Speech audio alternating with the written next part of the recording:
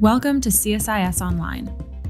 The way we bring you events is changing, but we'll still present live analysis and award-winning digital media from our Dracopolis Ideas Lab, all on your time, live or on demand. This is CSIS Online.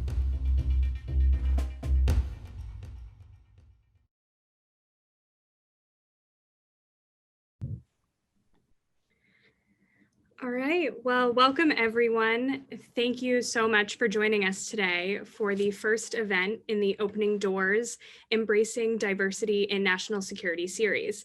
My name is Christine Brazeau. I am the Outreach Manager for the International Security Program, known as ISP, and the Program Manager for Smart Women, Smart Power Initiative at the Center for Strategic and International Studies.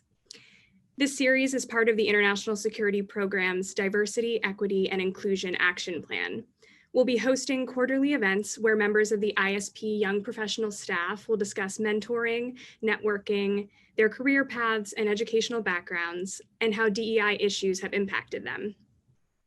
Today's first event features my colleague, Reja Younis. Reja is Program Manager and Research Associate in the Project on Nuclear Issues, known as PONI.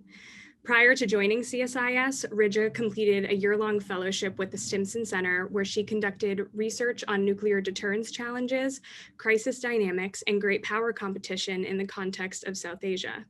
She has also worked as a research analyst for the Chicago Project on Political Violence and served as an editorial writer and sub-editor of the opinion and editorial section for the Tribune newspaper.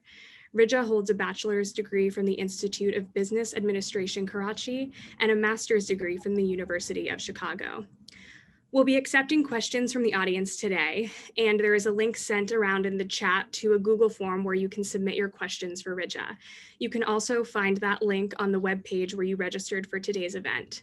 I encourage you to ask questions because we want to make this interactive and informative. Reja, thanks so much for joining me today. Thank you so much for having me. Hi, everyone. Thank you for everyone who's tuning in and listening from home. We hope that this is a valuable session for you. Absolutely. Well, following your bio right there, I'm hoping you can walk us through a little bit how you got to this spot in your career. Sure. So my journey in international relations really began with my master's degree at the University of Chicago. It was a very rigorous program, fast track. I majored in international security and international law while I was there. And it introduced me to the IR schools of thought, to paradigms, and just international relations generally, and how much I wanted to continue on in this field. And while I was a student there, I also worked as a research analyst on a project that traced the relationship between armed groups and South Asian governments. And right near graduation, my professor encouraged me to apply to this junior fellowship that was opening up at the Stimson Center, which is a think tank in Washington, D.C. And specifically, it was in their South Asia program. So I applied, I went through the regular interview test process and started working there in the fall of 2018. During my time at Stimson, I was heavily involved in the research and curriculum creation for an online video course on nuclear deterrence in the context of South Asia. And for this course, I helped design and conduct really intensive interviews with academics and military officers that are Indian and Pakistani. And I guess just working on that, I learned a lot, I read a lot, I got to meet really cool nuclear experts along the way. When I saw this job opening for the Project on Nuclear Issues, which I will be referring to as PONI for short, so just to clarify the acronym, I applied and the rest is history. So. That's so awesome. And it seems like you had a lot of good help on the way from people you were working with. Would you say there's anything that really sparked your interest along that way? Was there anything that made you think, oh, I would love to work in nuclear issues? I honestly think it was just the people that I met. I think the interviews, I remember just being behind the camera and being so fascinated by how passionate the people were that were working on these issues. And I wanted to be someone who could also just like have that kind of passion and experience. So I think that's where it really started. That's fantastic. For those who might be less familiar with PONI or with CSIS or nuclear issues in general, could you tell us a little bit more about what exactly you do in PONI? Sure. So I'm a program manager and research associate, and For those listening, that means that I wear many hats. I manage on the programmatic end, I manage the mid-career cadre, which is a select group of nuclear professionals who've been in the field for 5 or more years. We select them because we see leadership potential in them. We take them on international exchanges. We organize senior expert dinners for them. They come from all different backgrounds. They could be from the military, from academia, from think tanks. And so, yeah, so we hone that leadership potential that we see in them. And on the research end, I have a continuous portfolio of research items. I was previously managing a project that examined emerging technology and how it impacts strategic stability. Currently, I am working on an online video series forthcoming on deterrence. I'm coordinating an article series that looks at the intersection of international security and nuclear issues. And yeah, I mean, there's always something or another going on. I love my job. We have no 2 days that are the same at PONI. So. And no days that aren't busy, it sounds like. Yeah, definitely. Well, that's awesome. And it also seems like you get a chance to work with people, which is exactly what sparked your interest in this field. So that sounds like it's a really great marriage of your interests. So I'd like to dive in a little bit on what you think some unique or special challenges that you've faced so far in your life or your career, and how they might have impacted you. I guess everyone's faced unique challenges that are specific to them. There are a couple that I think really influenced my life and even how I approach my job. I had a really idyllic childhood, happy family, but my father passed away when I was 13 years old. And for anyone listening on the line, I think if you've lost a parent, especially at a young age, it completely changes your life and your outlook. So I guess my background was a bit of a challenge to pull through. I was raised mainly by a single mother, an incredible single mother, but she put me and 3 of my siblings through school. And another unique challenge that I think others can relate to as well, I had no connections in the national security space when I was applying. I didn't know anyone who worked in DC or had worked in DC. And I remember when I used to send out resumes and cover letters, it felt like applying into a black hole almost. So that was a unique challenge, I think, in some ways. Yeah, absolutely. Although I think we can all relate to that black hole void feeling, and that's probably even worsened as we're now living our entire lives online. But back to your family. Of course, our deepest sympathies with you and your family, and that is such a difficult thing to go through. But I think that you're right; it does kind of shape your worldview and shape how you kind of approach things. So next, I'd love to talk a little bit kind of about the intersectionality of your identities. Could you walk us through a little bit how you view your different identities? Sure. So I am American. I'm Muslim. I'm a woman and a woman of color. So those are 4 identities. I guess intersectionality theory would indicate that leads to multiple oppressions, but we can talk about that. Yeah. Do you ever feel like they're at odds for you? So I personally don't feel like my identities are at odds, but I think, do other people feel like my identities are at odds? Sometimes. I think when I meet certain people, there are a lot of misperceptions and generalizations in their heads, and it's hard for them to deconflict and it's hard for them to see past them initially. I think for some people, Muslim, American, patriotic is a really difficult line to draw across. I think for others, being a woman, being Muslim, and being career oriented is really hard to put together as a combination. And that's amusing to me because my mom has a master's degree in chemistry and she got one 30 years ago and she still works to this day. But I don't know if one identity is more difficult than the other, but I know that the interplay between them elicits some interesting reactions at times. Yeah, that's so interesting to think about. And that, there's all of these different combinations kind of that change based on what situation you might be in, or, which is maybe easier to lean on, if you will, in a certain time. Do you feel that any one of your identities is more difficult than the other? I mean, I personally don't think that one is more difficult than the other, but I do know that being a person of color is hard because of the systemic barriers. So maybe in some ways that does outweigh the others, even putting religion and everything else aside. Absolutely. So kind of on that same chain, you know, the national security community is really heavily white male dominated at all levels. And I'm curious kind of how you feel that you were able to navigate a space where you didn't really see people like you. So that's a really great question. And my take on it is that I was born in Pennsylvania. I grew up in New Jersey. I went to public school here. So because of that, I have interacted with people who don't look like me pretty much all my life. So for instance, I started wearing this hijab or this head covering when I was in the 8th grade. And I was elected president of our middle school's National Junior Honor Society that same year. So I've had a lot of experiences of being in spaces and places where I look different. But I think sometimes I interact with certain folks who have not come across someone who looks like me.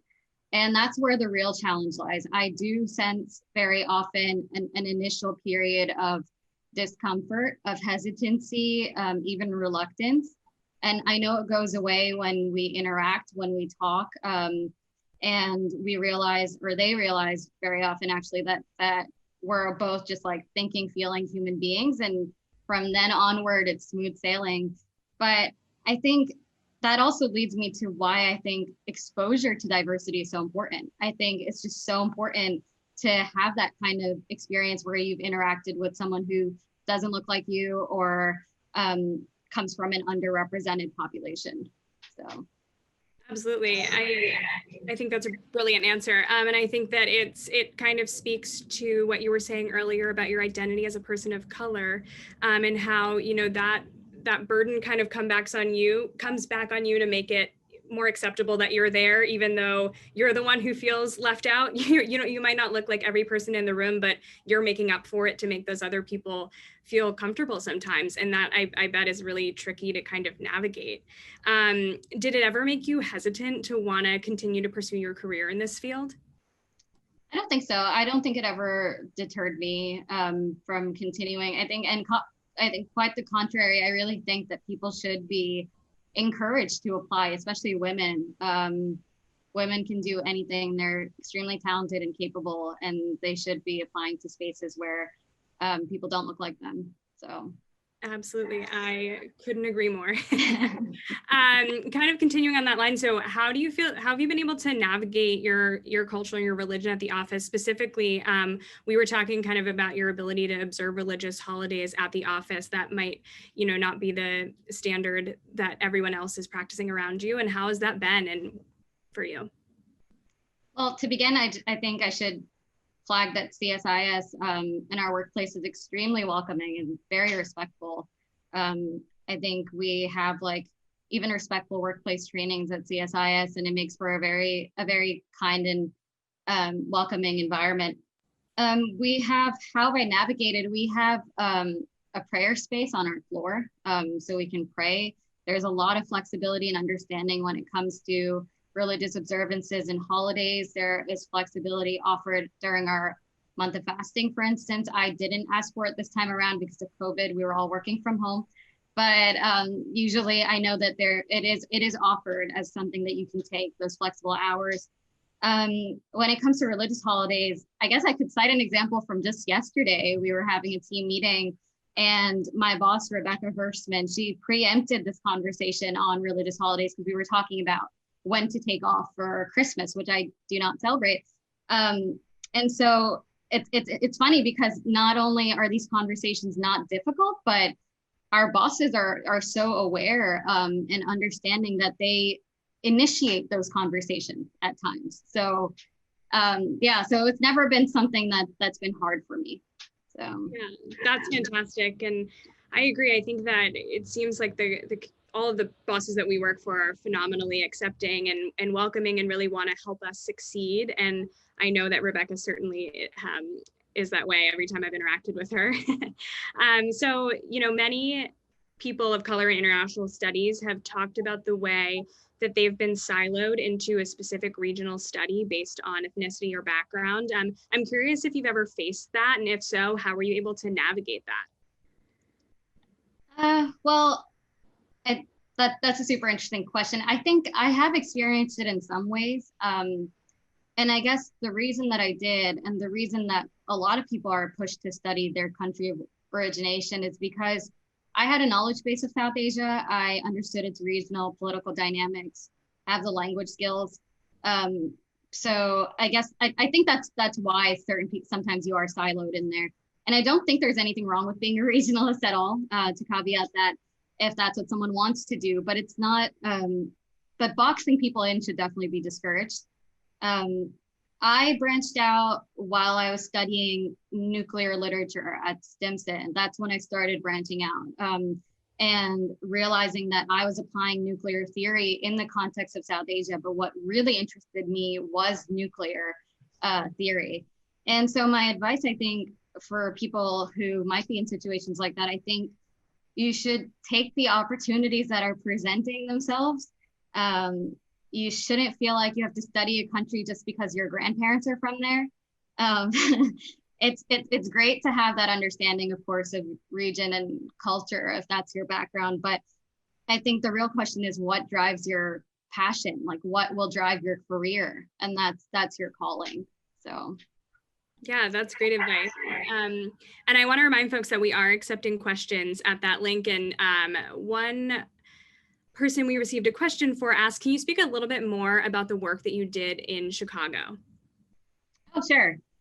So I worked on, it was called the Chicago Project on Political Violence. And what we were doing was going through primary and secondary sources, which is actually really fun. We were sorting through newspapers and primary literature that was written on these armed groups in South Asia. I was focusing more on Pakistan at the time. And I was tracing how these armed groups interact with the government. So are they in alliance? Are they not? Like, is there some kind of implicit cooperation that's going on? So it was really fun, and it was all qualitative work, but we were transferring that into quantitative data. And we were working on this project for Professor Paul Staniland at the time. He was working on a book project, and that's basically a summary of the job, I guess. Yeah, that sounds so interesting. Well, this is perfect. One of our next questions is about mentoring and networking, and that was right where I wanted to head anyway.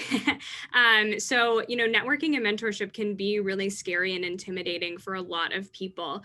What advice do you have for some of the people on our call who are nervous to approach someone as their mentor? Well, firstly, don't be afraid.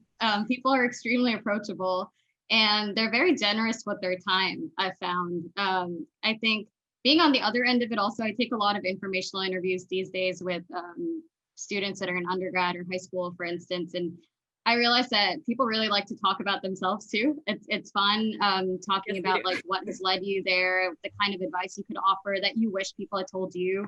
And then I guess the other point is, I think people shouldn't underestimate the power of really deep and meaningful connections. And by that, I mean like your former bosses, your professors.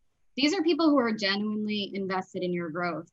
And you should keep in touch with them rather than approaching new random senior mentors. These are the people who matter in some way. So I guess that would be my take on it.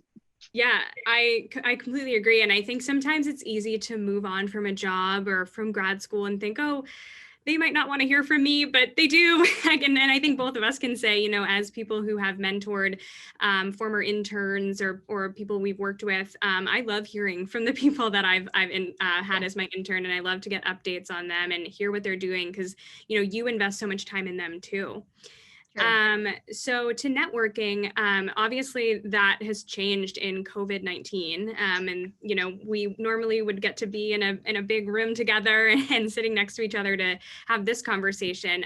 But how have you been able to continue networking in the virtual space?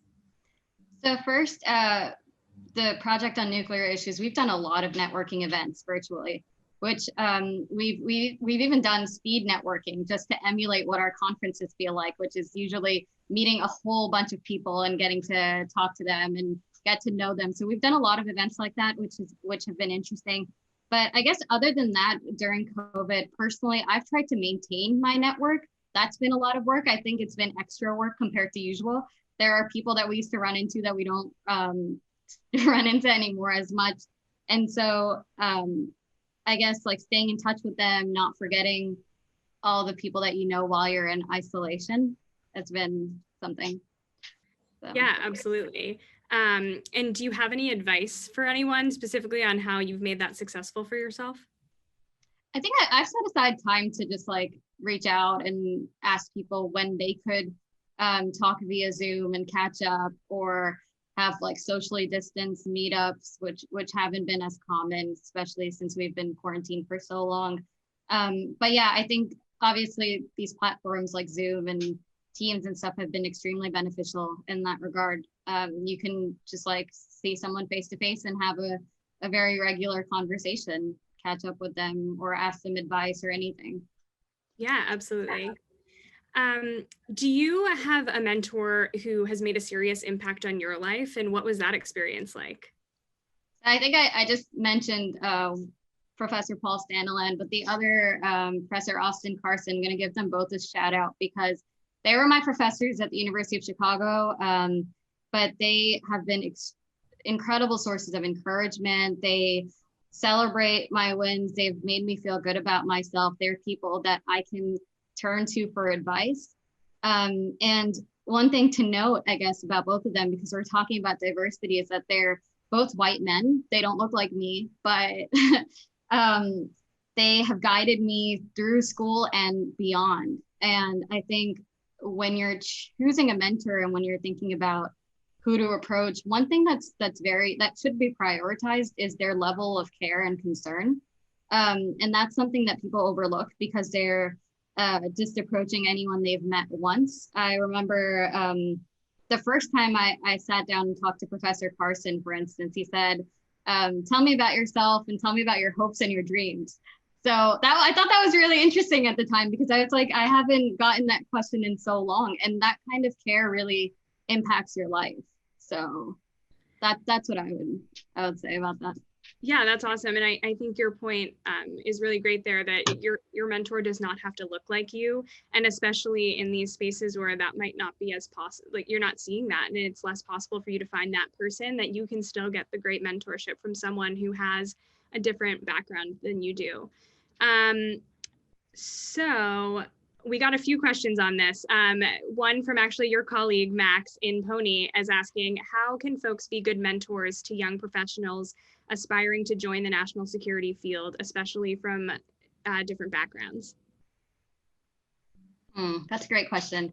I think one thing that I try to keep in mind is just to like remember that I was there just a couple years back, and really put myself in that person's shoes and always recall what it was that I needed, like being the adult that you needed when you were in that stage. I think that really helps.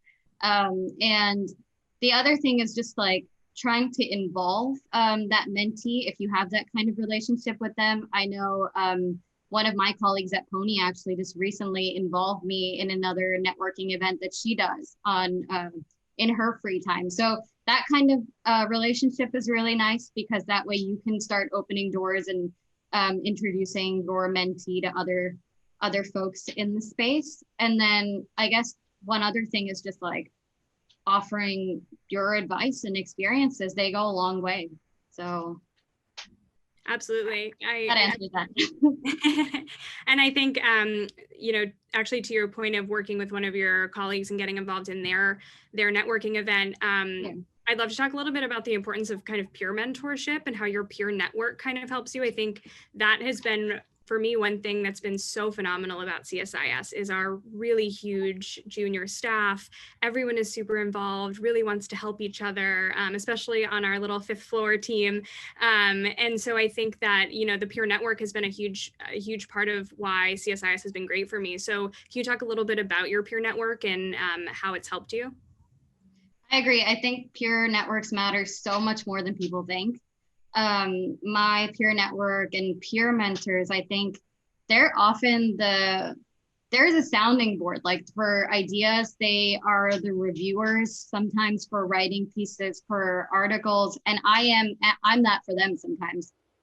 They are the advisees that very often your senior mentors aren't, even like when it comes to professional stuff or minor conflicts or anything. And among, I think, my peer network, I feel really blessed to have people who I call my friends, and they lend perspective to me on a day-to-day basis.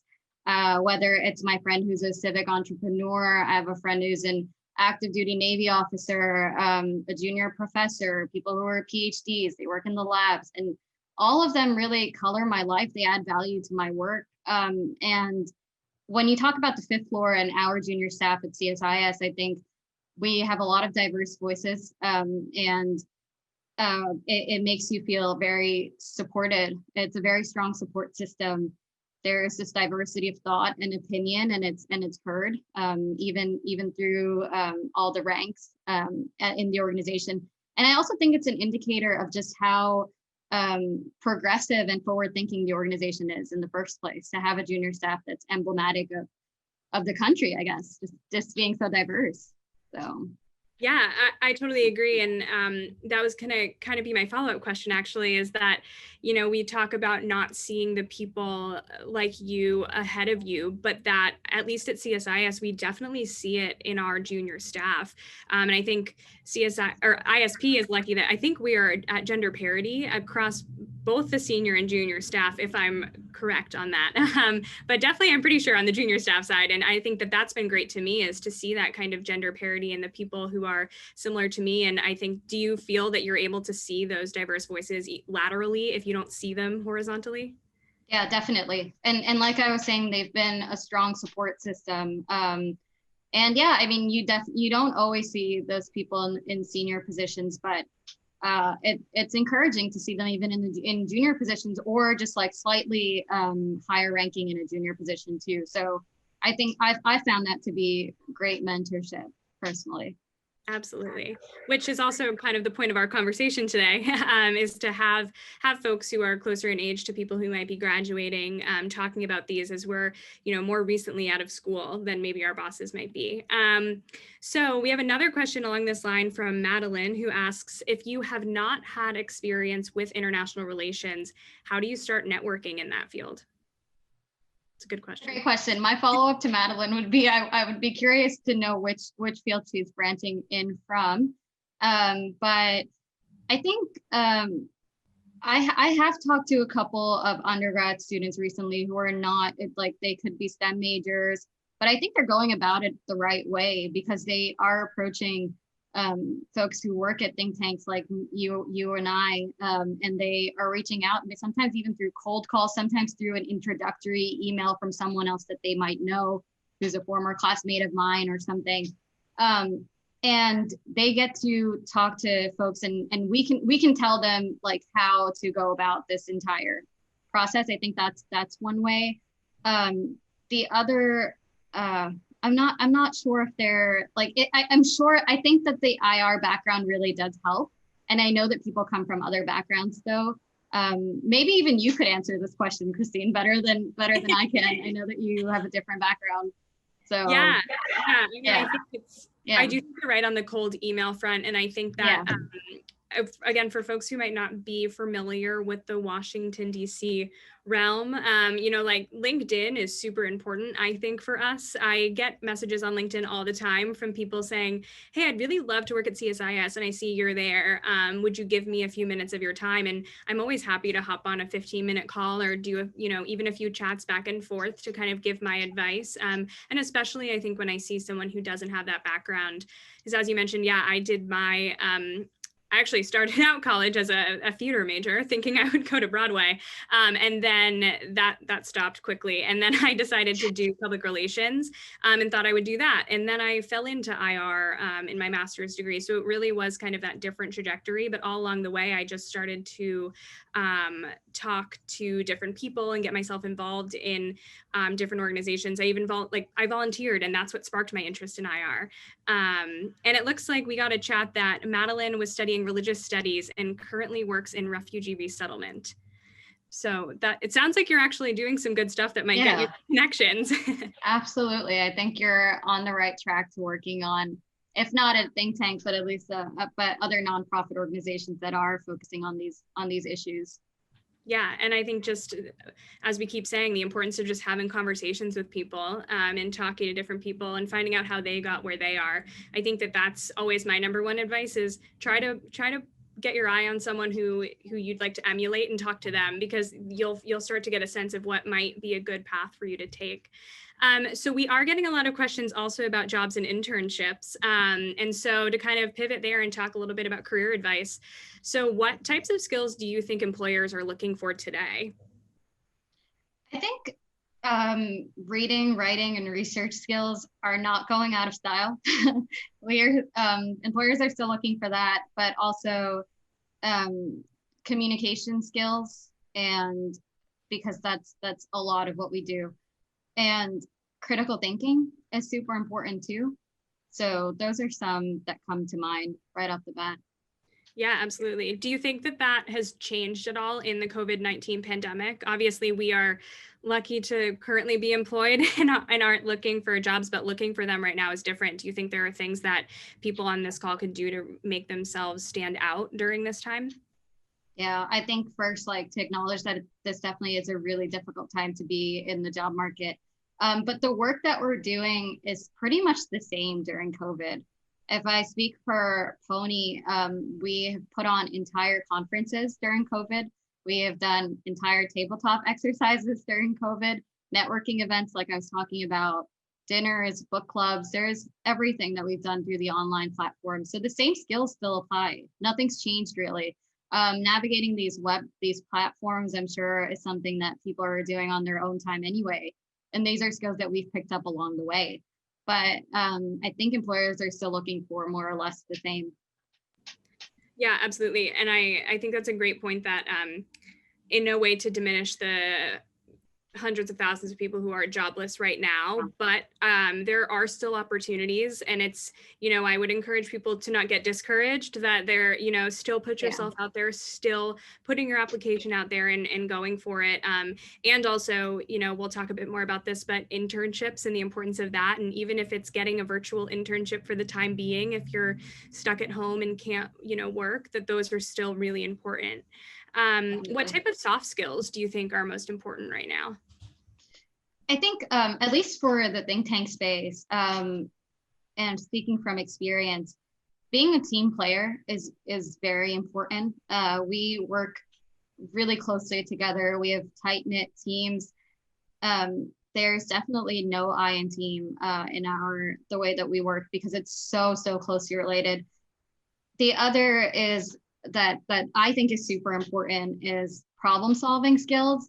My boss, in like my first week of working with the project on nuclear issues, said that I needed to approach everything with a problem solving mindset, because there will always be problems, and all that I'm expected to do is try to solve them constantly. So that really helps, because that is the mindset, and also the kind of people that we're looking for, that are constantly trying to solve something regardless of how difficult it is in that time. So yeah, that's a great point. We have another question from CSIS from our colleague Asia. Can you tell us what you think the single most important aspect of a job application is in your eyes? That's a great question. I think if Asia is talking about the actual written applications that we get, I think for me personally, it's the attention to detail in a lot of ways. I want to know that the person that's applying to PONI is applying to this project, wants to really, like, they have a very specific understanding of what it is that we do, how they would fit for us. That's something that's super important. So being meticulous really pays off in a lot of ways. When we read like the first sentence of applications sometimes, and there's like either a spelling mistake or someone who's applying to be a program manager when it's an intern position. I don't know, like little things like that really go a long way.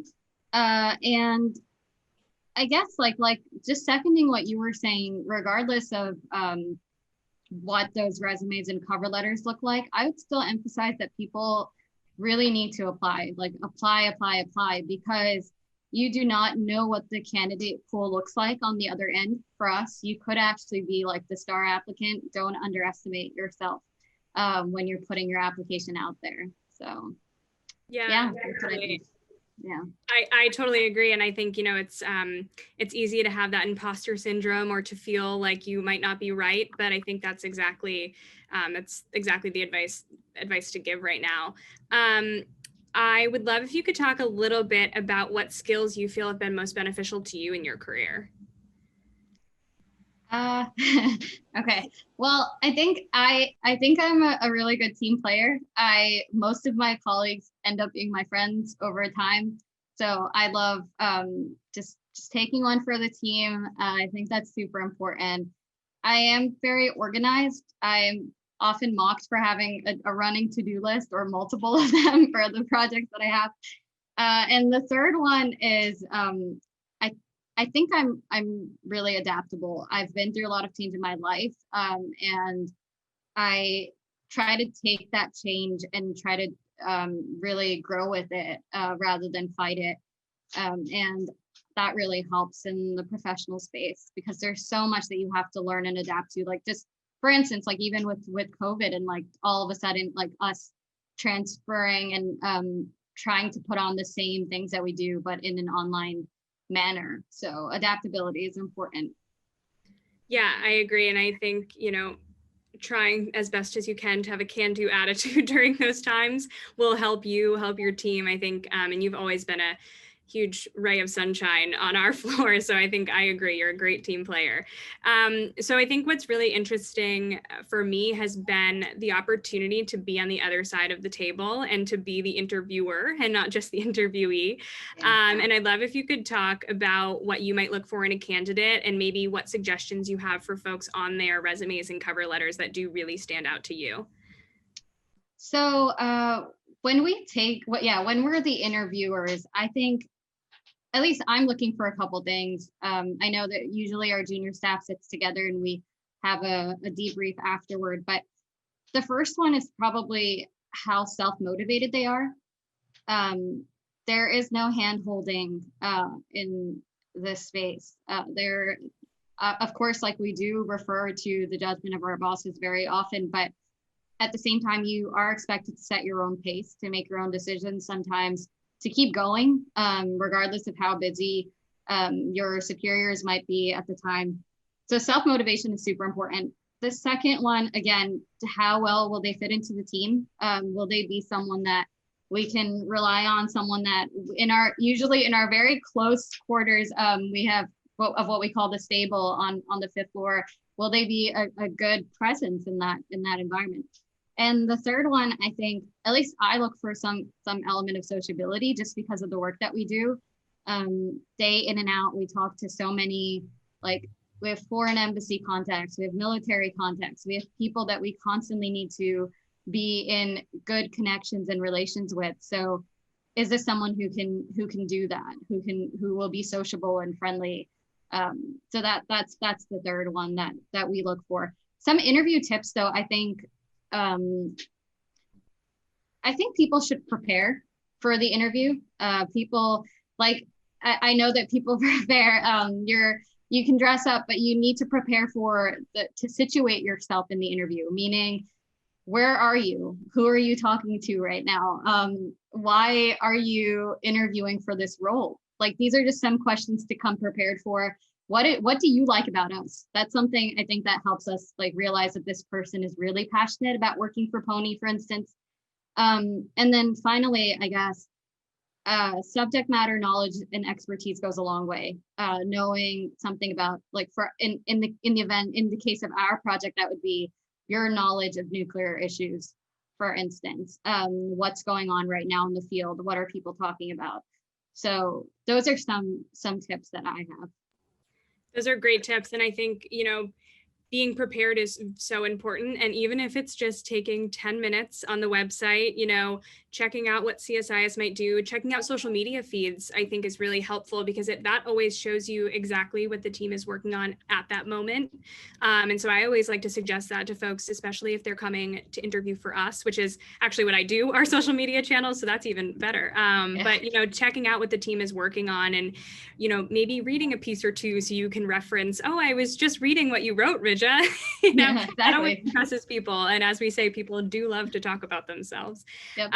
So we got a question from Desiree from Howard University, who says, when it comes to international relations, how do you feel an aspiring journalist can get involved in this field?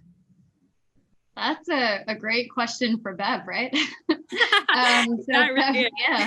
Christine's boss, Bev, is she's the director of our Smart Women, Smart Power initiative, and she transitioned in from being a journalist with CNN even. So, but yeah, I think there's definitely the two fields are so interconnected in some ways, because especially if you're a political correspondent or someone who aspires to work at the White House or any of those kinds of jobs, I think your transition could not be very difficult. And of course, it could be through a project like Smart Women, Smart Power, for instance. Like you don't necessarily need to apply to a hard security program to make that jump, I think. Christine, you could add on to that, I guess. Yeah. Yeah. Absolutely. And yes, you are correct. My boss, Beverly Kirk, was, as she says, a recovering journalist of 20 years. But she, was able to pivot her career in this way because of her interests. And I think that, advice I would have is to read read articles on the websites who are talking about these things, get yourself interested in foreign policy and national security issues, check out Defense One and check out, where people are writing on these things, and start talking to those people, because there really are, what I find interesting about the national security community is how many different types of careers you can have within it. There are so many different types of jobs. And as I said, I do a mix of public relations and national security, and I'm still here. So I think there's all of these different ways that you can get involved. We have another question from Bryce at University of Chicago, who I think is also works with you. What advice? Yes. What advice do you have for early career professionals trying to juggle competing short-term priorities while maintaining long-term goals? Great question. Yeah, that's a really great question. I think so. I guess that would remind me of the kind of skills that even I'm working on currently. Even though I do have short-term priorities all the time, of course, like we have a lot of things that keep us busy on the day-to-day. But I would like to carve out that kind of independent expertise in the space, and keeping that in mind constantly as I move forward is important, because I know that if there are opportunities for me to write an article, for instance, or research on something that really personally fascinates me, I want to take it, because that's a long-term goal of mine. So I think that's just the kind of approach that you go with, like in and out, like not just like the stuff that's in front of you, but realizing that the kinds of opportunities that you're getting could help you in the long run, and that there are certain skills that are transferable also. So yeah, I don't know if that answers Bryce's question. But I think that's great. I was going to say, if I could add on, I think also being willing to ask for what you want, and, sharing that with the people that you work for or work with, that this is a goal of mine and I want to figure out how to get this done in the next year. I want to work on this specific thing, or have a chance at this. And I think that you have to be willing to ask for it and to advocate for yourself, and, not to be antithetical to our mentors and that they will champion you, but you also really do have to champion yourself. We've had so many questions about kind of internships. So I guess if maybe you could speak just a little bit about some of the types of internships, I guess, that PONI offers, and we can broadly speak a little bit about the ones that ISP offers. Sure. So we have internships that are, I think they're pretty much seasonal, like they're open by semester. So we have fall interns, winter, spring interns, and the applications are open usually for a limited period of time, but they're always rolling. So if you keep checking the website, then there are openings that come up. The interns are specific to certain projects at times. People come on to assist with a project that might be very heavy, or they might be a more general PONI intern who helps out with various projects, takes on a lot of responsibility.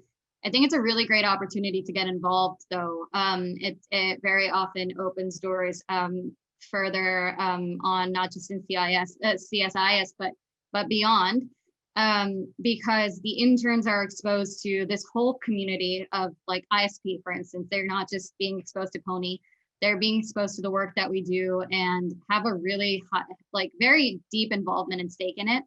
It's not a superficial internship in any way, at least with for PONI that I've seen. Like they've really, like, they are in some ways like the authors. They are like very, very helpful. So it's and I think they, like, the interns also grow through the internship. So from what I've seen. Yeah, definitely. And I can say, as a former CSIS intern turned staffer, and then changed jobs within CSIS, they can really open the door for you. And we are always looking for interns. And I will add to that obviously today we've talked specifically about the International Security Program and about PONI, Project on Nuclear Issues. But there are internship opportunities across the entire center for all of our different programs and projects, including, our external relations team and our ideas lab. So again, there are opportunities for every single type of, job that we have at CSIS, and not just in hard research on nuclear issues. Well, we have hit our time, Reja. Thank you so much for joining me. This was really fantastic. It was wonderful to do this with you, and congratulations on your first and my first public event. No, thank you. Thank you to everyone who joined us today. Thank you guys so much. And we hope that you will join us again soon.